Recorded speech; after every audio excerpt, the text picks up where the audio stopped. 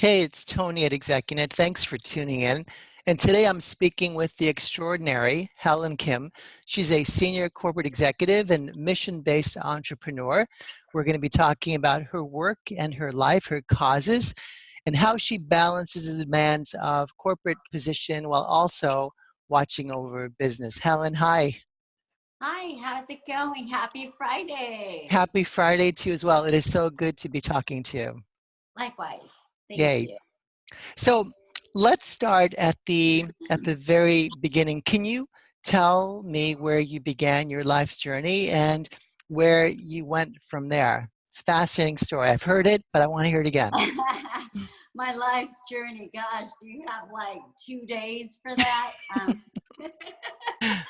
Life's journey, I would say my I grew up in San Francisco. My parents came here as immigrants to San Francisco from Korea. I was raised in San Francisco until about 19 years ago. I moved here to LA 19 years ago. How quickly time flies. That's why I encourage you to live your life every day. So I'd say I grew up in San Francisco, raised around, my parents who were very hard immigrant workers, right? They busted their butts, entrepreneurs. And so I had two other siblings at that time in the States. I had another sibling, but she passed away before I was ever born, didn't get a chance to meet her. But the two siblings here in the States, sad, but lost two brothers and a father, and just me and my mom. But throughout that time, throughout the course of the life, of course, of different turning events, and throughout that experience, I think you learn a lot about what's important in life. Yes, work hard, go after your dreams, do everything you ever wanted to do. I think I come from family that always encouraged me to live your life, do everything you want to pursue, try different things. So I'm really blessed on that aspect.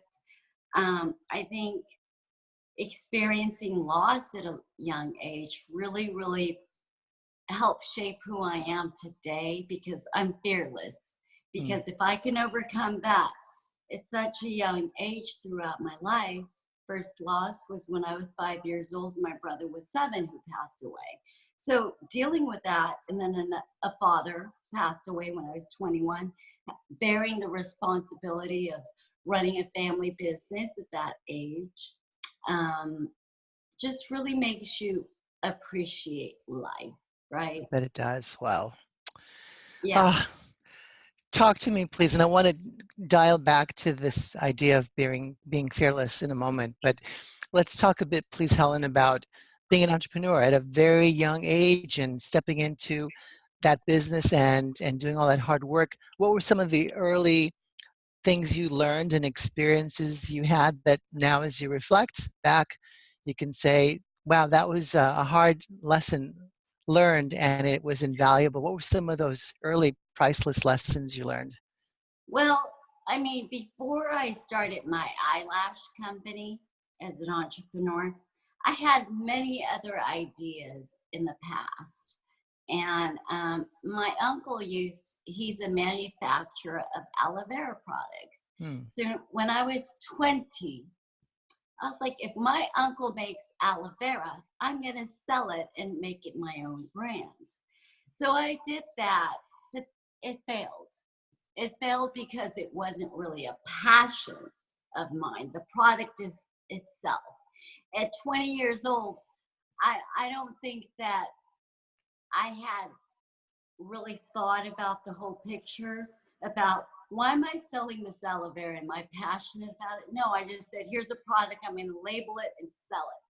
But I realize now that I'm older, that failure taught me, if you're going to do something, there has to be true meaning behind it, why you're doing it. So, but it didn't make me stop. I tried many other things after that, jewelry. It's just a product. Why did I you know, that failed. I tried to make cards. That failed. But you know what? The one that did not fail is the one that I found why I created this business, which is an eyelash company that had value, a true value. It helped girls at risk. It was a way to engage conversation with them, to say, I'm going to donate this to you. Sit with me for an hour. Let me tell you what this is all about. You're not getting this for free. It's because I'm going to help you. If you focus on the 5 pillars in life, which my eyelash company has a project called Lashy Project. The 5 pillars: L is for love, A is for attitude, S is for success, H is for happiness, Y is for you. These girls will write down what that means to them in the perfect world. When they write it down, I said, there's your commitment, there's your roadmap to your life. So these at-risk girls are like, I never thought about that. Well, this is the first time they had the opportunity to sit down and think about it. And here's some stranger donating this stuff that these girls idolize other women wearing eyelashes. I'm like, it's beyond just eyelashes. You can have a company. You could do anything you want to do. It's really up to you. Those 5 pillars are going to be your roadmap to your life and success if you follow it, regardless of what you're going to hear, other people judging you, saying you can't be this or that. Tune that out. You wrote down your map to success, and that's where you're going to be. Yeah. So that's why this company is moving along, is because it had meaning behind it. It had substance. It had real value to other people. And for me, it's not about the money. It's no, about clearly. What results is this going to have? Right. And that's why I'm just grateful. Absolutely. So failure in your past should dictate what today, tomorrow, your future has to offer. And for everyone's benefit, the company is Smacks and Smooches. Yes. Right? Yes. Awesome name. And Mwah. I love I love the Lashy philosophy, if you want to call it that. It's a way of being, which I just think is so wonderful.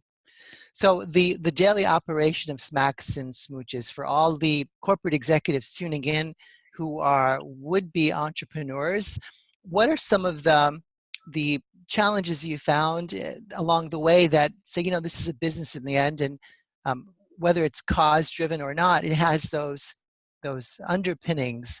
So having come from the life of entrepreneurship, because you grew up in it, did you find that certain challenges were less challenging than they would have been had you not experienced them before? And what are some of the things that surprised you about running it that you were not prepared for? The biggest challenge was myself, right? Because if you don't put the work in it, working a corporate job or a full-time job and finding a time, your downtime, and being disciplined was the hardest part. I think the first month I thought of it, I was like, gosh, how am I going to do this? I'm like working 40, 50 hours a week. And you know what? I'm like, if I have time to go hang out with my friends, if I have time to go shopping or go to the beach, go to dinner, go to lunch or breakfast, I'm going to have to sacrifice. I was my worst enemy until I committed and said, for the next 6 months until I finish this task, because it's going to take a lot of work, I'm just going to eliminate all that extracurricular activities. And that's what I had to do. So you are your worst enemy. It was not the process. It wasn't the research. It wasn't the application, meaning you're going to have to build a website. You're going to have to find your manufacturers. You're going to have to build your brand, Mm-hmm. right? Takes time to think about what does your brand mean? What is it going to look like? What's the packaging? What's the price point? You have to do a lot of research and look at the market. You have to go out and actually look at your competition. You know, that takes time. If you're working 40 hours a week, by the time you get home, I mean, that doesn't leave you a lot of time, but it does if you're dedicated. Mm, You will stay up to 2, 3 in the morning, which I did. There's right. been many nights I think I got 2 hours of sleep. But you know what? I woke up so excited because I felt I accomplished something that much closer to the end goal. That was it. Phenomenal. So somewhere in the mix here, you That's why I have also, dark circles. I can't see any, no way. But you also have a full-time corporate career. How do you, now that you've got Smacks and Smooches and another business off the ground, how do you balance all this still? And how do you manage to get it all done? The same way? Do you go 2 hours a Yeah. night? Yeah? No, I get a little more than 2 hours Good. now, probably 4. You manage your time. You know, you wake up earlier on a regular, on a norm. You wake up earlier. Some people might wake up, if they have to be at work at 9, they probably will get up at 7, you know. Me, I'll get up at 5, Mm, okay? I'll take that, my time in the morning, do a lot of stuff for my business. And then by the time I leave here at 8 for work or where have you, I've done about 3 hours worth of my stuff, my company. When I get home, there's the rest of the night to prepare me for the next day's deliveries or orders or things that I have to do. yeah. So it's really managing your time. And when you enjoy your job, whether it's the corporate world or your own business, as long as you enjoy what you're doing, you're fulfilled. Like I Mm, enjoy what I do at work. I work for a bank and I love what I do because I love people. mm. So when I go, I'm so excited and enthusiastic. The time flies like this, Wow. right? Yeah. So you got to Awesome. enjoy what you do and be passionate. That is the message. My goodness. We talked a bit about fear. I accept you're fearless because I know that about you. How do you deal with other things that you might experience, like doubt or anxiety about anything at all? I mean, anything that I guess in general that might creep into your mind at some point and says, you know, listen to me. How do you channel that or harness it to do something Yeah. positive? Well, throughout your life, every human being's going to have different emotions, fear, rejection. You're going to go through a roller coaster ride. But because of those experiences, I would say having faith, uh, I love the Lord. I'm going to say it and I don't care. If you don't believe in it, hopefully one day you will know what I'm talking about when you're on your hands and knees and looking for answers and you go, Lord, what is this about? Um, so having faith in just the process, everything, I think life has lessons. So if you're open to every battle in your life being a valuable lesson and you overcome it, and what you do with that lesson will take you to higher heights in your life as long as you apply the lesson you learned. Hmm. Otherwise, I think you're going to be in this vicious cycle until you learn the lesson. You're going to feel the same way you felt when you were supposed to learn the lesson. Hmm. You grow from your pain. You grow from falling. Every failure, every time, you know, you feel that you were attacked or judged, I just know, I go, I'm at peace now because I know I've made it through every battle in my life. Mm. And you have to find that source, whatever your source is. Mine is, you know, meditating. Mine is reading things that are positive. That's why I'm an advocate for posting positivity on my LinkedIn, is to help influence other professionals, human beings, that you've got to feed your soul positive things. Our spirit is no different than our flesh. If you eat junk food every day, you're going to feel like crap. I'm sorry. If you feed yourself with goodness, good positive people and things, you're going to feel wonderful. Absolutely. So I know you feel blessed. I know you are blessed. Tell me, please, as a final question, what you're thankful for every day.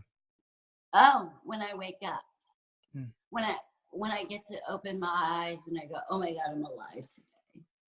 And maybe that's because I've faced death so many times in my immediate family. Mm. And so when I hear someone and they're like, oh, life is this and life is that, and I'm like, honey, let me tell you, if you've experienced 4, family members passing away in your life, you would wake up with a whole new attitude. You wake up thankful.